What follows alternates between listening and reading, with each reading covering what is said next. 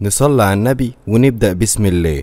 بس قبل ما نلخص الفيلم مع بعض يا اخواتي، اللي لسه ما عملش لايك للفيديو ده ينزل دلوقتي يعمل لايك، واللي لسه ما اشتركش يشترك في اجمد قناة للملخصات الافلام وينورني كمان. بتبدأ الحكاية بالليل، اتنين كده دماغهم فيها شقاوة قرروا ينطوا من فوق مبنى عالي. اول ما رجليهم لمست الارض واحد منهم اسمه جاك يتخض خضة عمره. ليه بقى؟ لقى ديناصور بيهجم عليه. في نفس الوقت ده واحد تاني اسمه ايفان كان في بيته مشغول بذكرى ثانوية مراته اللي لسه وجع قلبه، وبنعرف بالمرة ان مرات ايفان دي اتقتلت من نوع معين من الديناصورات. تاني يوم الصبح بيجي واحدة اسمها ديلان ومعاها شوية ظباط عشان يحققوا للي حصل لجاك، وعايزين يعرفوا ايه الوحش اللي ممكن يعمل فيه كده وايه الامراض اللي ظهرت في جسمه. ديلان دي كانت لماحة لاحظت ان جاك كان لابس باراشوت، فاقترحت على الفريق ان ممكن يكون الديناصور ده هاجمه وهو طاير في الهوا، بس محدش عجبه الفكرة دي خالص. ديلان بقى ما سكتتش، راحت تدور على الديناصور ده بنفسها، وهناك قابلت ايفان وهما ماشيين سوا سمعوا صوت غريب فبعدوا بسرعة وحاولوا يتصلوا بحد يساعدهم، بس اكتشفوا ان الجهاز مش شغال. وهما بيدوروا على سبب العطل ده اكتشفوا ان في اشارة غريبة جاية، ولما راحوا يشوفوا الاشارة دي جاية منين لقوا بوابة زمنية، ويا دوب لقوا نوع ديناصور شكله خطر جدا بيقرب عليهم، فما لقوش حل غير انهم يدخلوا جوه البوابة دي. والناحية التانية من البوابة لقوا نفسهم اتنقلوا الملايين السنين في الماضي، وبعدين رجعوا تاني من نفس البوابة، بس لقوا حاجة غريبة حصلت. الحقل المغناطيسي اللي كان حوالين البوابة اختفى، وبعد ما مشوا شوية ظهر ديناصور تاني، وبيبصوا لقوا البوابة اتقفلت في وشه. وبعد كام ساعة ايفان قابل صحابه، وفجأة جات ليه مكالمة من واحد اسمه دارك بيقول له ليه انه ماشي ورا اثر جديد وبلغه بمكانه، وهو بيجهز سلاحه سمع صوت صريخ جاي من مبنى قريب. لما دخل المبنى لقى الديناصور وشه في وش ايفان، وبعد شوية سمعنا صوت صريخ تاني، ولما وصلوا المكان بعد كده لقوا جثة دارك، والبوليس بدأ يتحقق من اللي حصل. ديلان لاحظت حاجة غريبة، ان الاثار اللي على جثة دارك مش نفس الاثار اللي على جثة جاك، وده معناه ان في نوعين مختلفين من الديناصورات ماشيين في الشوارع. كمان عرفوا ان في ولد صغير اتصل بالبوليس، عرفوا ان الولد ده هيتعرض للهجوم من نفس الوحش اللي قتل جاك. واخيرا وصلوا للولد وضربوا الوحش باسهم في مخدر، وحاولوا يلفتوا انتباه الوحش لحد ما المخدر يعمل مفعول. واول ما سيطروا على الوحش الراجل اللي كان معاه الولد جري على تليفون عشان ينقذه، وفي نفس اللحظة دي كان هيتعرض لهجوم من وحش تاني ظهر فجأة وحاول يعضه وقتها، بس الديناصورين دخلوا اتخانقوا مع بعض ودمروا بعض. بمساعدة اتنين تانيين اسمهم ماك وتوبي، ايفان خدت جثث الديناصورات دي للمعمل وخبوا موضوع البوابة الزمنية اللي بتودي لعالم الديناصورات. بعد كام ساعة مجموعة من الديناصورات الصغيرة دخلوا السوبر ماركت وهم بيهجموا على الحارس الامن. ايفان لما عرف راح هو وديلان وماك عشان يمسكوا المخلوقات دي. ايفان اتفق معاهم انهم يمسكوهم وهم عايشين، واداهم جهاز صاعق كهربائي عشان يسيطروا بيه على الديناصورات. وبعد ما قطعوا الاشاره في المكان مشوا ورا اثار الدم وبيدوروا على الضحايا، لكن لقوا قدامهم بوابه زمنيه تانية، ولما قربوا لقوا نص جسم الحارس داخل البوابه ووصل لعالم الديناصورات، ولما حاولوا يسحبوه لقوا نصه التاني اتاكل. ولما رجعوا يفتشوا المكان لقوا ديناصور صغير كان مستخبي بين الرفوف، لكن لما شافهم هرب تاني، فقرروا يستدرجوه باكل وياخدوه في القفص. وفهموا ان الوحش ده فصيله من اللي بتصطاد في مجموعات، فحطوا مصيده تانية، بس المره دي الديناصور ما دخلش وساعد اخوه انه يهرب. بعدها رموا صناديق على ايفان وخدوا السلاح منه، فقرروا يصطادوا زعيم المجموعه دي. في الوقت ده ماك كان بيحاول يصطاد ديناصور بالاسهم اللي معاه، لكن الديناصور جري منه الناحيه التانية، وايفان وديلان استوعبوا انه متحاصرين فاضطروا ينفصلوا. ولما ديلان اتحصرت ايفان ساعدها، وبعدين راح يساعدوا ماك ولقوه ماسك واحد منهم، وبعدين راحوا يدوروا على الزعيم وخلوه يعدي من البوابة، وبعدها على طول راحت وراه. وهنا استوعبوا ان كل ما البوابة دي بتتقفل بتتفتح في حتة تانية. بعد ما اكتشفوا مكان جديد لقوا البوابة اتفتحت جنب واحدة يعرفوها، وبعد ما تواصلوا معاها راحوا الكوخ اللي فيه الغابة، وقالت ان في واحد اسمه بوب اختفى من شوية في الغابة، فقرروا يروحوا يدوروا عليه. لكن ناتي قررت تفصل وتساعد اتنين تانيين اسمهم توب وماك. اول ما الفريق مشي الشباب لقوا ديناصور بيقرب عليهم، فجريوا على العربيه وراحوا مع اصحابهم، لكن عملوا حادثه في الطريق. بعد شويه ايفان والباقي تواصلوا معاهم وعرفوا ان في ديناصور بيهاجمهم، وهم بيدوروا على بوب واحده اسمها اندي لقت جثث متدمره، ومرة واحدة هجم عليهم ديناصور تاني، واندي جريت واصحابها حاولوا يضربوا الديناصور بالمخدر، وبعد ما ضربوه كتفوه عشان يقرروا ينقلوه بشكل احسن، ورجعوا يدوروا على البوابة عشان ينقلوا الديناصور ده للعالم بتاعه. وهم ماشيين في الغابة قابلهم دب، وبدل ما يضربوه اتفقوا يرفعوا ايديهم ويصرخوا عشان يخوفوه. بعد شوية لقوا البوابة، وايفان طلبت من ماك انه يساعدها انه ينقلوا الديناصور للعالم بتاعه، وماك قابل في الطريق ديناصور تاني، ولما رفع السلاح الديناصور خاف وجري لوحده.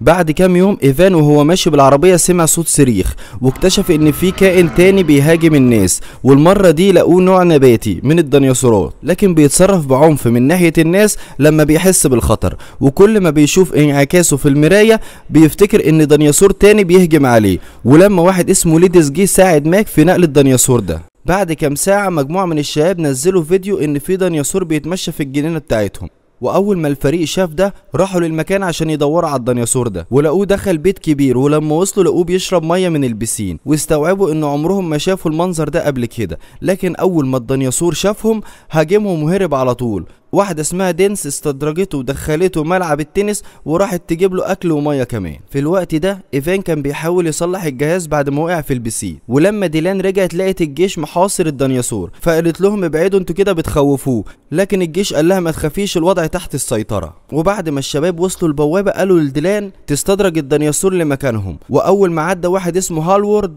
وده اللي ساعد في تصليح الجهاز وهرب تاني داخل عالم الديناصورات.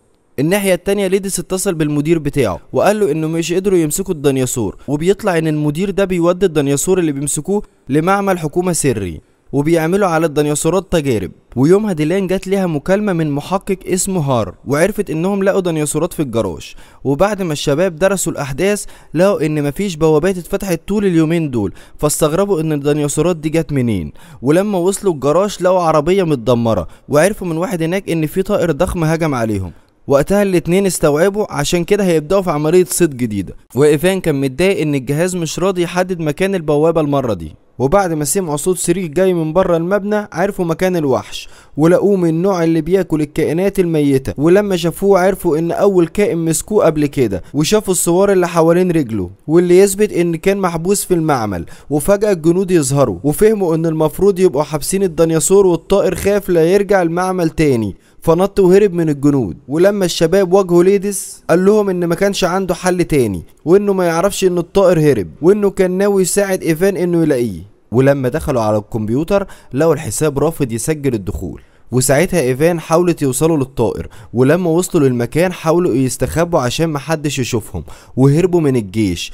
وقتها ليدس اتصل بواحد اسمه دوكس، وكان متغاظ ان محدش حذره ان الحيوان هرب، وده غير عملية الانقاذ اللي تمت، وفهم ان وقته معاهم في الشغل ده خلاص خلص. والناحية التانية كان ايفان شايل هم هيرجعوا الكائن ده ازاي. وفي الوقت ما الجيش مشي ورا اشارة مزيفة، الشباب لقوا جهاز التعقب لكن مش في رجلين الطائر. ولما سمعوا صوت صريخ مشوا ورا الصوت لحد ما لقوا الجثث، ولقوا كمان ان الطائر اتضرب بالنار فمشي على التلج وهو متصاب. ساعتها حاولوا يخدروه لكنه فضل واقف. قرروا يحاولوا وراه ويستدرجوه بالاكل، وضربوه بحقنة تانية وقدروا يسيطروا عليه المرة دي. وبعدين فكروا في الطريقة يطلعوه بيها من غير ما الجنود يشوفوهم. دوجلاس وقتها خرج يهددهم لكن ليدس ضربه بالمهدئ. وقتها ديلان اخرت السلاح وضربت الحيوان طلقة في راسه، بما ان كده مصاب جامد وما كانش هينجو. وقتها ليدس مسح كل البصمات اللي على السلاح واداهم مفاتيح العربية بتاعته وقال لهم يلا اهربوا. ولما الجيش وصل سلم نفسه. بعدها ايفان وماك اتقبض عليهم واتاخدوا للقاعدة العسكرية، وهناك واحد اسمه هاندر حقق معاهم، لكن ايفان اقنع العقيد انه يسيب ماك. ولما وصل عند العربيات قابل ديلان وقالت له ان توب مسح كل انظمة التحديد البوابات. بعدها شفناهم وهم بيحاولوا يدخلوا المعمل اللي فيه الديناصورات، وبعد ما دخلوا لبسوا بلاط الدكاترة عشان يعملوا نفسهم انه من العلماء. ولما دخلوا اوضة العمليات لقوا الديناصور الغلبان ده اللي لقوه من اسابيع وهو ميت على السرير، ولقوا جنبه ديناصور تاني اللي ديلان انقذته، وحست بالذنب لما شافت حالة ديناصورات هنا. وبعد ما صورتهم حست انه هيتقفشوا، ودخلت مجموعة من الامن فالاتنين جريوا واستخبوا، بس لقوا نفسهم دخلوا معمل سري، وفي الاخر برضه هوب اتقبض عليهم. وقتها قابلوا هندر اللي قال ليهم ان عنده ادله تخليهم محبوسين لسنين قدام، بس ايفان عشان يمنع ده قرر يوافق انه يشتغل في مشروع اسمه ماجنت، مع ان عارف ان اصحابه عندهم استعداد يدخلوا السجن ارحم. ولما رجعوا توبي قالت لهم على البوابة الزمنية اللي اتفتحت عند الشط، ولما وصلوا لقوا نفسهم عند علامات حمراء ومشوا وراها لحد ما وصلوا للبوابة، وايفان وديلان بيدوروا على المخلوقات اللي سابت العلامات دي. وقتها ديلان كانت هتتلسع من عقرب ضخم، لكن ماك جه واتصرف وفي اخر لحظة ضرب نار، ولما الكائن سمع الصوت ده هرب وحاول يستخبى. وهما بيواجهوا الكائن ده توبي اكتشفت انه عورها، وعشان يحاولوا يوقفوا السم ده قبل ما ينتشر ايفان اتصل بواحد اسمه اندي وطلب تبعت له خبير سموم عشان يعالجوا توبي. في المشهد اللي بعد كده بدأوا يعالجوها، لكن واحدة اسمها مارت قالت انها هتحتاج عينة من السم علشان تعمل مضاد، وفعلا ايفان وديلان استعدوا علشان يدخلوا البوابة، وليدس قرر يروح معاهم. وبعد ما دخلوا البوابة لقوا بوابات كتير حواليهم في الغابة، وديلان وهي بتفتش البوابات دي وقعت في فخ، ولما لقت العقرب بيقرب منها ايفان جه ورمالها سلاح وضربه بالنار، وبعدين مشوا وراه ودخلوا الكهف وحاربوه، وايفان يقطع ديله بالسكينه. وهم بيخرجوا من الكهف لقوا الارض بتتهز وتفرقوا، وايفان حاول يخرج من الصخور اللي في طريقه، وديلان كانت بتعاني وقتها علشان رجليها اتعورت. وايفان لما لقى انه مش هيقدر يفضي الطريق قدامه قال ليها تاخد الدليل عشان مارا تعمل المضاد وبعدين ترجع معاها فريق عشان ينقذوا ايفان. في الوقت ده واحد اسمه كونو والفريق بتاعه كانوا بيطاردوا الديناصور في الشارع، ولما لقى صاحبه اتمسك قرر يدخل ينقذه. وبعد ما ديلان وصلت للسم رجعت تنقذ ايفان، وقابلت كونور اللي كان بيدور على واحد اسمه كيران، ولما لقوا عندهم نفس الهدف قرروا يمشوا مع بعض. وايفان قبل ما يتعرض للهجوم من العقرب انقذه، وعرف ان كونور عايز نفس الديناصور اللي قتل مراته. وبعد ما توبي خدت العلاج ساعدتهم يعرفوا مكان ايفان وديلان عشان تقدر تبعت وراهم فريق انقاذ. ولما بيدوروا على كيران ايفان فهم ان عنده فرصة انه يغير الماضي وينقذ مرات بروك، واستوعب ان فاضل ساعة ونص بس قبل الحادثة دي ما تحصل، وعشان كده قرر يفضل هنا وينقذ مراته. بس هو كان عارف انه لو غير حاجة في الماضي فده هيؤدي في كارثة في الزمن. وبعد ما انقذوها مشوا على طول، وقتها الديناصور طاردهم وقتل العقيد ورجالته. وبعد ما عدوا البوابة اخد كونور اللي كان محبوس وقال للجنود ياخدوا الديناصور. اندي لما عرفت ان كونور واوفونو جايين من عالم تاني قررت تساعدهم يرجعوا للبيت. وفي الوقت ده ايفان اعتمد على اصحابه انهم يرجعوا الديناصور، وقرر يروح هو وينقذ مراته، فقرر ما يخاطرش ويخلي كل حاجة زي ما هي.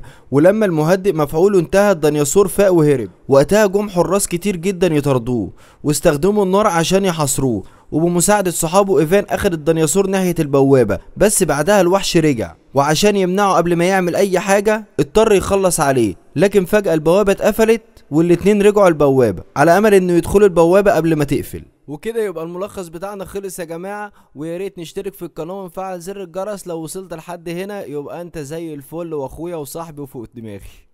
سلام.